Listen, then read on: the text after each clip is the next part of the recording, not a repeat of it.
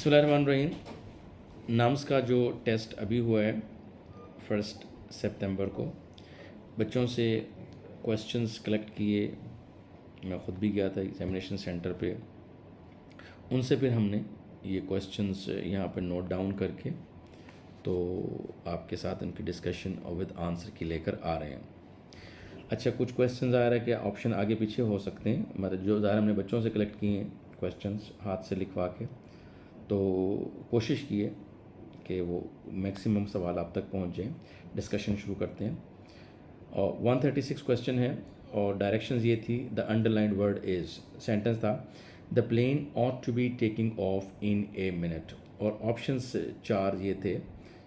Linking verb है ये ought to, या मॉडल वर्ब है, या हेल्पिंग वर्ब है, या फाइनाइट वर्ब है।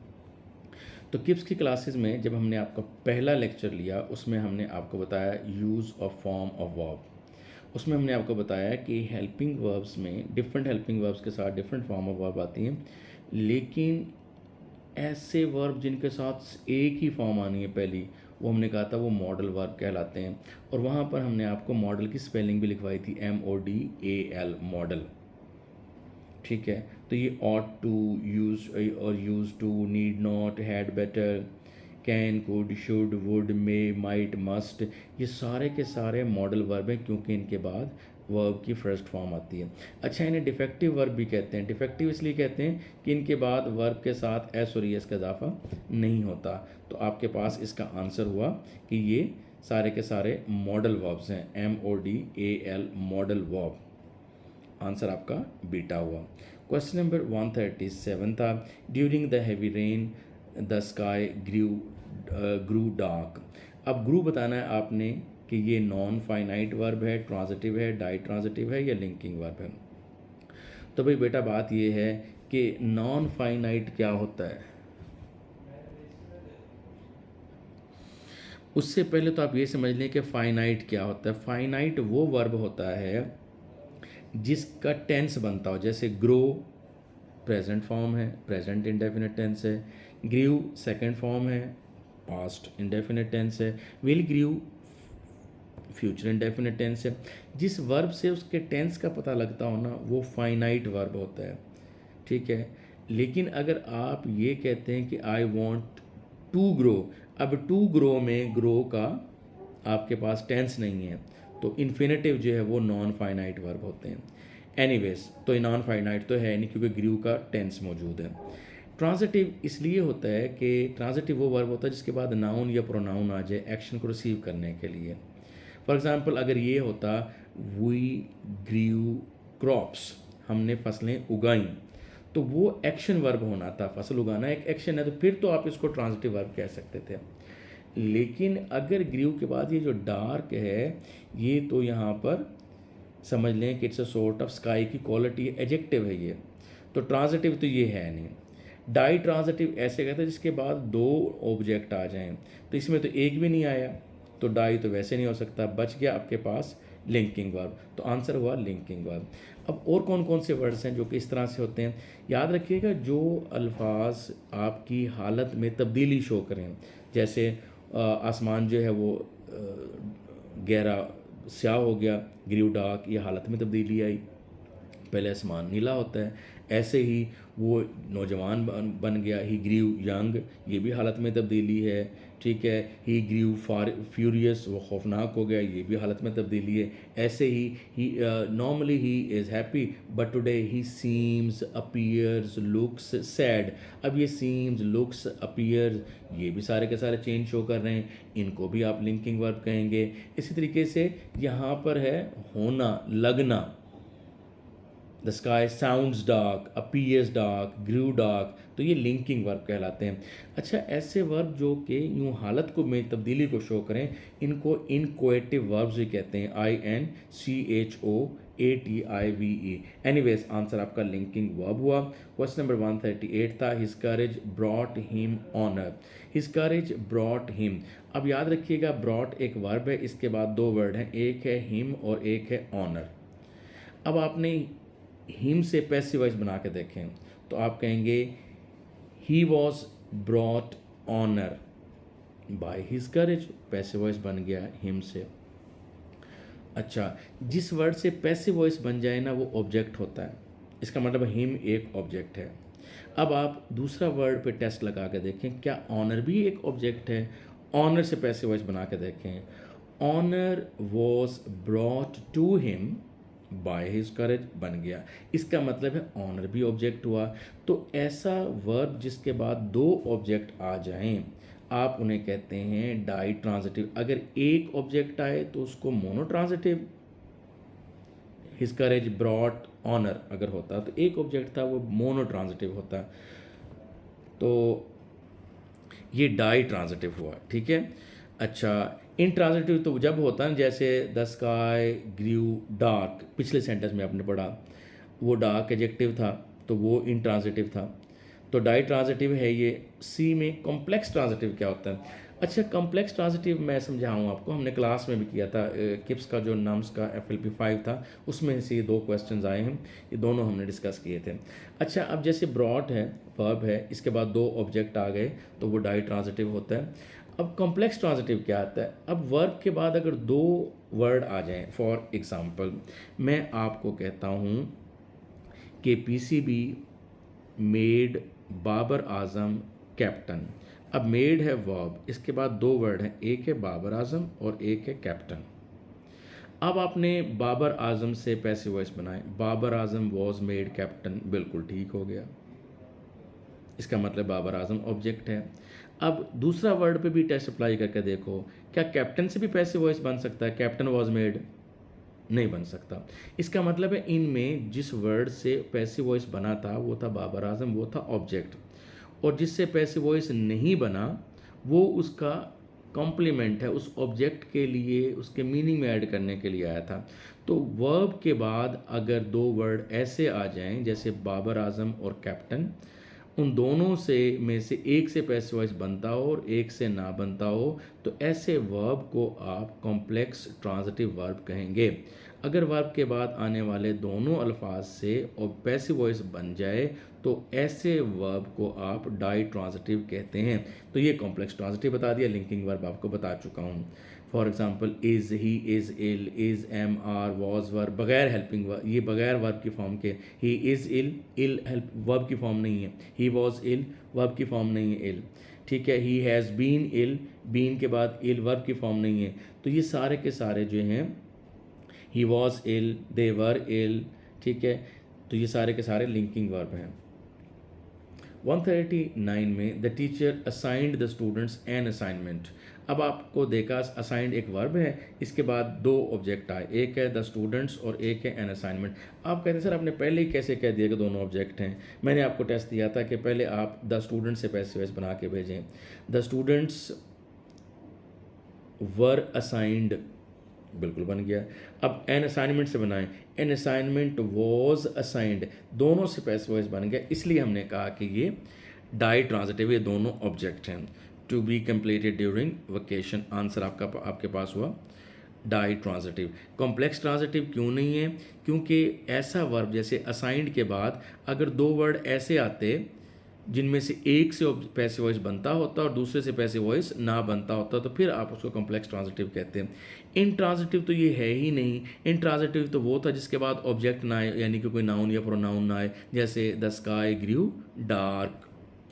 तो डार्क ऑब्जेक्ट नहीं है, ना ये नाउन है ना ये प्रोनाउन है, बल्कि एडजेक्टिव है, उसे इंट्रांजिटिव वर्ब कहते थे। Question number 140, of the two evils. Kips के लेक्चर्स में, बुक में, बार बार टेस्ट में आपको बताया of the two, out of the two, इन में हमेशा आगे चलकर कंपैरेटिव डिग्री के साथ आर्टिकल द लगेगा, तो हम कहते हैं of the to evil choose the less. तो द लेस, लिटिल पहली डिग्री है, लेस और लेस दूसरी है, और लीस तीसरी है। पहली डिग्री को पॉजिटिव कहते हैं, दूसरी को कंपैरेटिव कहते हैं। तो ये कंपैरेटिव डिग्री थी, आंसर आपका अल्फा हुआ। Question number 141, are there any mango trees in this garden. अब एक सिंपल सी बात थी बेटा, मैंगो ट्रीज़ की तादाद होती है कि मिकदार होती है? मिकदार का मतलब होता है क्वांटिटी। तो मैंगो ट्रीज़ की बड़ी मिकदार थी, बड़ी मिकदार में मैंगो ट्रीज़ उगे हुए थे, या बड़ी तादाद में? तो सर्टनली आप कहेंगे तादाद। तो ये जो सेंटेंस के स्टार्ट में जो आर है ना, ये क्वांटिटी के लिए नहीं आता, क्वांटिटी तो मैस नाउन होती है, उसको तो आप नापते तोलते गिनते थोड़ी हैं। तो आर ये बता रहा है कि ये नंबर को शो करेगा, तो सेकंड ऑप्शन बी आंसर था आपका। इनडेफिनेट प्रोनाउन किसे कहते हैं? All, none, someone, somebody. Reciprocal pronoun each other, one another, ये रेसिप्रोकल है। एडजेक्टिव ऑफ क्वांटिटी जैसे आप कहते हैं मच शुगर, अब ये मच जो है ये आपकी एडजेक्टिव ऑफ क्वांटिटी है। Question number 142, this is the very thing. बहुत बहुत दफ़ा बताया हुआ कि उसके लेक्चर्स में, बुक्स में, वोकेबलरी पढ़ाते हुए भी कि नाउन थिंग है, नाउन से पहले वाला वर्ड जो है वो एडजेक्टिव होता है। तो अब आपने ए और सी ये तो राइट अवे आपने डिस्कार्ड कर दिया ना, जो किप्स के लेक्चर्स में हम आपको बताते थे कि एक्सक्लूडिंग दी ऑप्शन, चाहे फिजिक्स, केमिस्ट्री, बायोलॉजिकल, रीजनिंग, जो मर्जी मैथ, जो मर्जी टॉपिक हो, उसमें एक्सक्लूडिंग दी ऑप्शन की टेक्निक लगाते हैं। तो आपने कहा कि प्रोनाउन वाले तो ए और सी तो चले गए। अब फिर आप देखते हैं कि ये एम्फेसाइजिंग एडजेक्टिव है, एक्सक्लेमेटरी एडजेक्टिव है, डेल्टा में लिखा हुआ था एक्सक्लेमेटरी, तो भाई इसके एंड पे साइन ऑफ एक्सक्लेमेशन है ही नहीं, एक्सक्लेमेटरी ये हो नहीं सकती, तो एम्फेसाइजिंग एडजेक्टिव होगी बात पर जोर देने के लिए।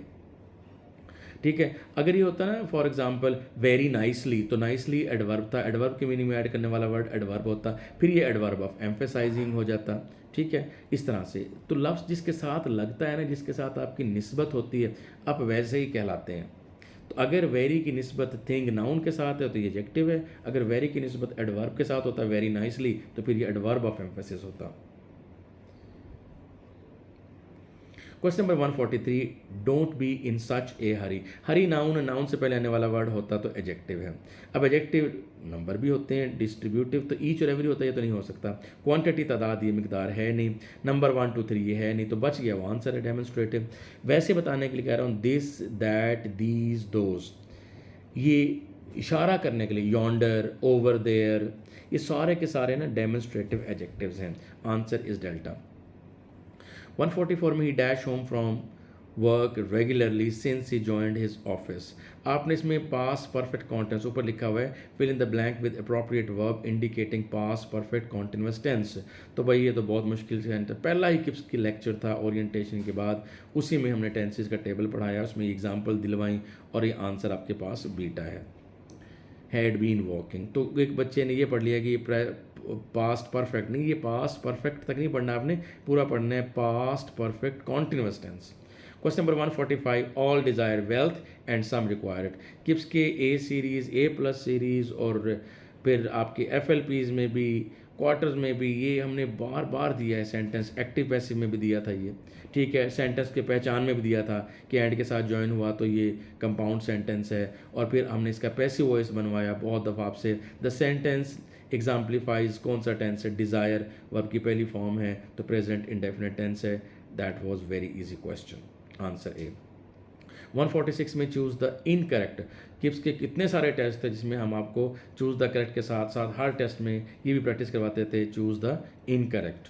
तो इनकरेक्ट में ये चारों फिक्रे आपके सेंटेंस में आए हुए हैं किप्स के टेस्ट में, जो आपको बताया था जस्टिस कॉमा, कॉमा से कॉमा तक नॉन एसेंशियल है, as well as mercy non essential है। दोबारा पढ़ें, जस्टिस अलाउस, बिल्कुल ठीक है, क्योंकि जस्टिस एब्स्ट्रैक्ट नाउन है, उसके साथ एस और एस का इजाफा होता है। फिर हमने पढ़ा था बी में in him was centred their love and ambition. And के साथ ज्वाइन होने वाले दो बिल्कुल मुख्तलिफ वर्ड हैं, लव एक अलग चीज़ है, एम्बिशन एक अलग चीज़ है, तो ये आना चाहिए था इन हिम वर।